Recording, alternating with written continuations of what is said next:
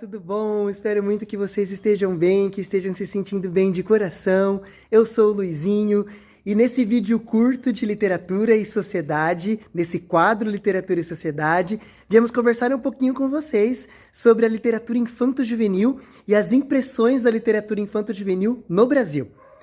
Eu sou formado em Letras, Português e Inglês e suas literaturas pela Universidade Federal de São Carlos, professor. Sou mestre em estudos de literatura pelo programa de pós-graduação em estudos de literatura e atualmente estou no doutorado em estudos de literatura, de lá para cá estudando a obra de C.S. Lewis, As Crônicas de Nárnia. Nesse vídeo nós vamos conversar um pouquinho com vocês sobre a literatura infanto-juvenil e as suas impressões aqui no Brasil. Vamos lá! Tudo isso, alguma explicação? Janela, tela, tênis, vidro, olho e palavrão. A literatura infanto-juvenil é uma literatura mágica, é a literatura fantástica. Uma literatura que desde quando ela surgiu com os contos infantis, até hoje, nas suas várias manifestações ao redor do mundo, em cada uma delas nós podemos perceber esse toque do ser criança. Esse ser criança que se manifesta de variadas formas. Isso, se pensarmos um pouquinho nas várias manifestações literárias, em África, por exemplo, nós temos o ser criança muito numa visão ontológica espiritual, que lá, tanto o idoso quanto a criança tem um olhar muito especial. A figura do ancião e a figura do menino, a figura do ser criança, são figuras a serem ouvidas. Um pouco luminoso e muito interessante e curioso nós observarmos essa visão do ser criança na literatura africana, tanto as de língua portuguesa quanto as africanas. E é muito interessante perceber o quanto lá esse ser criança tem uma manifestação diferente. Lá, onde muitas vezes o capitalismo ainda não chegou com o esmaecimento dos afetos, as crianças e os idosos não são descartados por não produzirem, e por isso são ouvidas. Lá tem uma visão diferente, cultural, sociológica, antropológica do ser criança. Então lá nós temos esse tipo de manifestação literária. Aí nós temos vários exemplos, né? Por exemplo, uma das histórias, as que eu mais li na graduação, na literatura portuguesa, nas literaturas africanas de língua portuguesa, foram as histórias de Mia Couto, as literaturas infanto-juvenis. Então a gente pode perceber essa visão do ser criança, que é um pouco desse pertencimento. Quando nós vamos um pouco para a Europa, nós já vemos essa visão do ser criança desde a primeira manifestação que nós podemos aqui trazer, para além da Ilíada, para além da Odisseia, com a releitura depois que foi feita por Marion Zimmer Bradley, com a Cassandra, personagem feminina, a autoria feminina, e ao mesmo tempo uma personagem feminina que vai reler os contos da Ilíada e da Odisseia de Homero. E para além da visão da criança lá, que era uma visão apagada, nós temos a figura do rei Arthur. Arthur, desde criança, nós temos um apagamento da infância de Arthur nas histórias da Távola Redonda. Tanto da morte de Arthur, de Thomas Mallory, que foi traduzido depois por Tolkien, como nós podemos observar nas releituras de Marion Zimmer Bradley, nas Brumas de Avalon, nas personagens Viviane, Igraine, Guinevere e Morgana, que contam as histórias dos 4 volumes das Brumas de Avalon. Nós temos um pouco um apagamento dessa infância de Arthur, porque dos 6 aos 12 anos, a criança não era considerada um mini adulto. E era preciso ser formada. Então nós temos um apagamento ali, nós só vamos ouvir falar de Arthur depois que ele se torna um adolescente já na idade, já adulta, naquele tempo da Idade Média. Então, na literatura europeia como um todo, num primeiro momento, e aí os contos infantis, aqui nós chamamos de contos infantis, porque argumentamos, principalmente agora na nossa tese de doutorado, de que não são contos de fada. De acordo com Tolkien, C.S. Lewis, e de acordo também com a nossa argumentação da peregrinação do discipulado, que vem desde o trabalho de conclusão de curso até agora, os contos infantis que surgiram como uma coletânea de histórias regionais, por Charles Perrault na França, pelos irmãos Grimm e por várias autoras femininas que também na França e em outros lugares de Europa colheram as histórias dos seus lugares. Então um folclore popular. As histórias foram colhidas, né, da oralidade para a escrita e foram transmitidas. Então, tanto os irmãos Grimm, com uma pegada um pouco mais de suspense, thriller, um pouco mais de terror nas histórias que eram contadas naqueles momentos. Depois, numa pegada mais pedagógica e moralizante de Charles Perrault, com uma moral da história pegando um pouco das fábulas de Esopo, que sempre traziam uma moral. Então, lá em 1700 e 1800, os contos que aqui chamamos de contos mágicos ou contos infantis, eles vão trazer um pouco essa característica da moralização, dessa criança que precisa ser educada. E aí nós temos o surgimento das instituições, como a escola nesse momento. Então, era importante que a criança fosse educada, e aí pensando no esclarecimento, o iluminismo, que também deixava de lado as mulheres e as crianças, era preciso levar a luz do conhecimento para esses seres que não tinham. Tanto as mulheres, e aí nós tínhamos em tantos escritos de tantos filósofos que a mulher ela é liderada pela lua. Era liderada pela natureza. Já o homem, não. O homem era liderado pela inteligência. Então nós temos muito essa visão preconceituosa contra o ser mulher e o ser criança. A criança que necessitava de ser educada. Então nós temos esse primeiro momento da manifestação de literatura infanto-juvenil, que tem esse caráter mais moralizante, mas que depois, ao passar dos tempos, e aí nós chegamos aqui em Alice no País das Maravilhas, lá por volta de 1880, do século XVIII para o século XIX, com Lewis Carroll, nós já temos uma visão diferente, uma visão psicológica, antes mesmo que Sigmund Freud tivesse escrito a interpretação dos sonhos e falado sobre o inconsciente. Nós temos uma visão que essa criança é um ser em formação. Não é uma folha branca que alguém vai pegar um lápis e escrever a história em cima. É alguém que tem competências e habilidades por si mesma. Em Alice no País das Maravilhas e Alice através do Espelho, nós temos uma visão muito própria, psicológica, cair para dentro do buraco do coelho branco, entrar dentro de si. Então, uma visão muito psicológica, filosófica e matemática também. Então, em todas essas perspectivas, o ser criança foi se despontando. E aí, no contexto inglês, nós temos com Roald Dahl, Matilda, o boom do ser criança e de olhar para essa criança de uma forma diferente.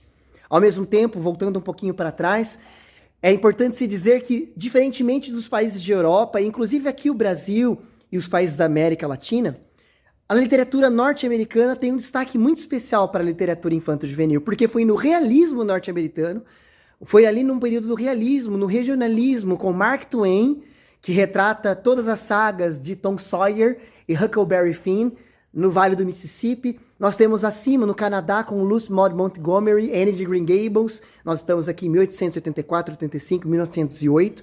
Nós temos essa literatura infanto-juvenil que é olhada como um clássico. Tanto quanto O Som e a Fúria de William Faulkner, tanto quanto O Grande Gatsby e todas as literaturas canônicas.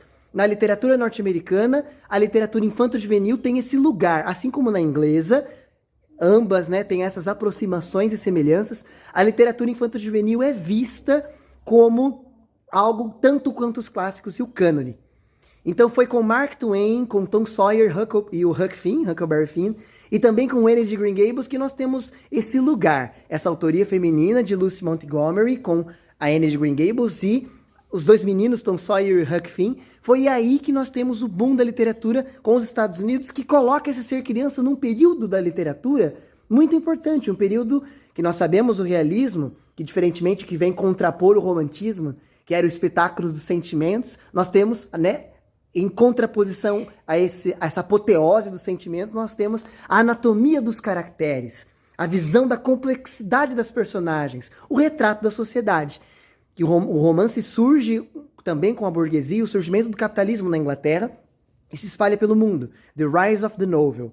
E para além do Bildus Roman, romance de formação, nós temos esse ser criança. Não mais o romance de formação com Goethe, de um homem, desde o seu crescimento até o seu amadurecimento, mas também personagens femininas. Nós temos os romances de formações femininas, de Jane Eyre, da irmã Brontë, né? Charlotte Brontë, até, por exemplo, como nós já citamos aqui, Anne de Green Gables, nós temos o início desse olhar para o ser criança de uma forma diferente.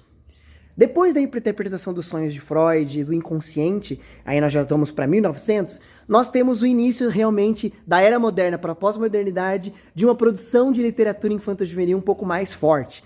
Então, pós-Roald Dahl, nós temos na Inglaterra, por exemplo, a produção da literatura infanto-juvenil com Tolkien. Nós temos o Hobbit, o Senhor dos Anéis, o Silmarillion e todo o legendário da Saga do Anel.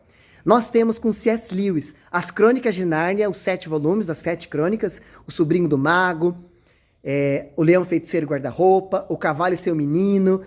Nós temos o Príncipe Caspian, a Viagem do Peregrino da Alvorada, A Cadeira de Prata e A Última Batalha.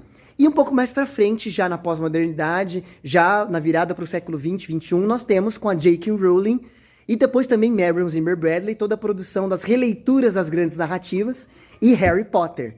Né, todos os livros do Harry Potter, Pedra Filosofal, Câmara Secreta, Prisioneiro de Azkaban, Cálice de Fogo, Ordem da Fênix, Enigma do Príncipe e As Relíquias da Morte. Além dos contos do Beedle Bardo, Quadribol através dos séculos e todas as outras histórias paralelas desse mundo fantástico. De acordo com Ítalo Calvino e com toda a leitura de Júlio Cortázar, Jorge Luiz Borges do conto, esse conto que é esse enfoque fotográfico, como se nós tirássemos uma fotografia e essa fotografia ficasse ali, registrada, e captasse um instante, diferentemente de um filme, e aí nós podemos comparar com romance, que vai contar toda uma história, o conto ele vai retratar um instante específico narrativo, com o seu enredo, com a sua situação inicial, clímax, com aquela personagem, um enfoque. E aí nós temos os contos fantásticos e os contos do dia a dia, do extraordinário. E aí nós vamos ver depois com Clarice Lispector aqui no Brasil, Guimarães Rosa e tantos contistas, e também outros aqui da América Latina, como já citados, que vão retratar, como Ricardo Pilha vai chamar, as duas histórias. Lembrando aí de Edgar Allan Poe, com toda a questão do conto, filosofia da composição e The Raven, Machado de Assis, mestre do conto. Então nós temos esse conto, e aí isso vai ser levado para o que é chamado comumente de contos de fada, mas que nós argumentamos como contos infantis. Vai trazer um pouco desse extraordinário, dessa epifania, desse fantástico. Mas é importante dizer que aqui no Brasil, por exemplo, as impressões dessa literatura infanto-juvenil, diferentemente dessas outras dos outros países, a literatura infanto, ela surgiu pós, né? Nós temos Monteiro Lobato aqui no pré-modernismo, que vai com toda a saga do Sítio do Pica-Pau Amarelo, Dona Benta, Tia Anastácia, Narizinho, Emília, Visconde de Sabugosa. Nós temos toda essa literatura que vai trazer esse ser criança, mas com essa pegada da fantasia, do conhecimento. A Emília, que sabe que o poder da leitura e do conhecimento muda todas as coisas. As histórias, as contações de histórias da Tia Anastácia e da Dona Benta. As aventuras com o Saci e com a Cuca. Então nós temos todo esse universo que Monteiro Lobato traz para nós. Mas vai ser mais lá na frente, já aqui pós o modernismo, já vai ser já quase na pós-modernidade, aí nós temos vários autores. Silvia Ortoff, nós temos Pedro Bandeira, Ana Maria Machado, Ruth Rocha, nós temos, com o pseudônimo, né, de Marcos Rey, com toda a saga da investigação policial. Então nós temos a produção de literatura infanto-juvenil aqui um pouco mais tardia. E que infelizmente às vezes é vista pela academia ou por estudiosos como uma literatura marginal, uma literatura menor. Não é vista como uma literatura tão importante quanto a canônica. Diferentemente dos Estados Unidos e da Inglaterra, que privilegiam a literatura infanto-juvenil como uma literatura de fato tão importante quanto os clássicos. Aqui ainda há uma luta, assim como, por exemplo, o reconhecimento das HQs, das tirinhas, como literatura. Mas é importante dizer que aqui no Brasil, a literatura não é só fantástica, como, por exemplo, falando aqui, né, argumentando já minha pesquisa de 8 anos de pesquisa de Nárnia, diferentemente, e aqui não é um contraponto, nem uma contraposição, são apenas diferenças. Em Nárnia nós vamos ver as dores de Edmundo, por exemplo, de Susana, de Lúcia, de Pedro Pevensey, quando em Nárnia, já lá no mundo da fantasia, nós vamos ter contato com situações que nós víamos no mundo real, quando eles estavam na Inglaterra, fugiram da guerra, mas é em Nárnia, é nesse mundo fantástico que nós vamos perceber um pouquinho das dores e das complexidades das personagens. Diferentemente um pouquinho, por exemplo, que nós temos já em Harry Potter. Em Harry Potter nós vemos os sofrimentos do Harry, tanto lá com o tia Petúnia e o tio Walter, lá quando ele estava na casa do tio, como também em Hogwarts. Mas aqui no Brasil não.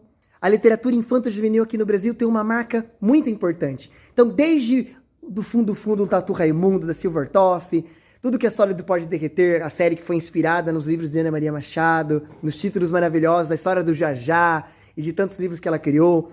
Ruth Rocha com todo o poema do Ser Criança e todas as histórias, Cala a Boca, né, morreu, quem manda na minha boca sou eu.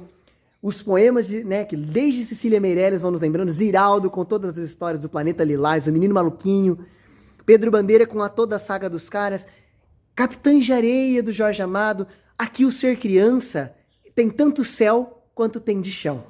Aqui as crianças pisam no chão da realidade, tomam contato com essa fome que é amarela, a fome que lá em Graciliano Ramos é seca e severina. O Ser Criança aqui tem esse poder da imaginação de resiliência, de recomeçar sempre, mas ao mesmo tempo aqui no Brasil há um olhar que não há em nenhum lugar do mundo. E é isso que traz a nossa literatura tão brasileira, tão nossa, e essas impressões infanto-juvenis aqui. Uma discipulado que eu chamo na minha tese de doutorado, com orientação da professora doutora Carla Alexandra Ferreira, desde o TCC até agora, de peregrinação discipulado e do discipulado da inocência. Mas aqui no Brasil nós temos essa criança que não tem medo de olhar para a realidade e de questionar a realidade, não só em todas as literaturas que eu comentei aqui e outras que nós poderíamos citar. O ser criança não tem medo de intervir diretamente na realidade na qual ela é inserida e de transformá-la a si mesma e ao seu entorno. Então aqui no Brasil, as impressões da literatura infanto-juvenil também, assim aqui na América Latina de uma forma geral, nas histórias nós podemos ver a Mafalda, do Tino, sempre há uma crítica social e uma mudança realmente de mentalidade de pensamento. Aqui na literatura infanto-juvenil da América Latina e brasileira. Aqui o ser criança é uma inocência, mas que mostra que criança não é só a pureza no sentido de não ter a malícia ou de não ter sido corrompida pela sociedade, porque a criança sabe o que é certo e o que é errado. Ela não quer se colocar na posição de quem quer determinar para si o que é certo e o que é errado. É aí a diferença. Ela sabe o que é certo. Há uma moral intrínseca em cada ser humano. A criança sabe o que é correto e o que é errado. Ela tem a consciência de dizer para si o que é bom, mas ela não tem medo de ouvir de um outro. Ela é o eu, mas ela não tem medo do outro, de entrar em contato e nessa relação dialógica e dialética, confrontar-se, complementar-se, estar em antítese, em paradoxo às vezes, mas também estar em constante mudança. Essa criança, esse ser criança aqui no Brasil, de forma especial, vai mostrar para cada um de nós que, para além da inocência, a inocência, de fato, significa não estar alheia às situações que acontecem, mas sim estar consciente, de fato, modificando a própria realidade em que está inserido. Aqui, o ser criança tem um olhar profundo de dependência, e não dependência no sentido negativo de anular a si, em detrimento do outro, mas não. Eu sou um todo inteiro comigo mesmo. Você é um todo inteiro consigo mesmo. E juntos podemos ser uma terceira coisa, nós. Então, não há metade que me falta, porque eu sou todo inteiro que me basta por mim mesmo. Não um amor próprio distorcido e egoístico, mas sabendo quem sou eu de fato. O ser criança aqui no Brasil mostra muito isso. E de fato a confiança de se lançar e acreditar sempre no poder de recomeçar. Então essas são um pouco das impressões aqui no Brasil e na literatura infanto-juvenil mundial. Esperamos que com esse vídeo vocês tenham gostado e aprendido um pouquinho sobre essas literaturas infanto-juvenis e deixamos essas dicas de leitura para que vocês possam mergulhar e nunca deixarem dentro de si mesmos de serem crianças. Nunca deixem de se encantar. É isso que a literatura infanto-juvenil, acima de tudo, ensina. Não deixem de se encantar com o belo que existe em cada coisa, com a simplicidade. Pequenos gestos de amor e de bondade, cada dia. É isso que nós temos que nos deixar encantar. Como se cada dia e cada momento fosse o único, o último e o primeiro das nossas vidas. Sejamos como crianças. Muito obrigado por tudo. Até o próximo vídeo. Tchau, tchau. As coisas querem sorvete, maçã, banana, limão. As coisas querem ser coisas que na verdade não são. Algumas coisas eu compro, as outras penso que não. As coisas, todas as coisas, exercem alguma função.